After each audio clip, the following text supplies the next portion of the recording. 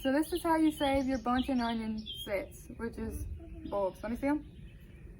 You know when they're ready to harvest, when they have the flowers at the top, and pretty much, hold on, Papa, you gonna cut? You pull it out, shake it off.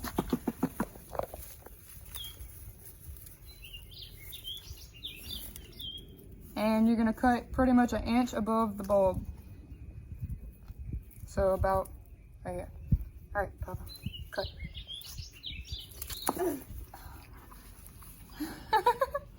All right, throw those away in the trash.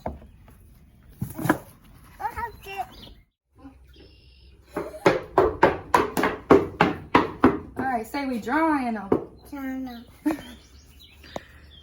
in that one. All right, show your muscles. Yeah.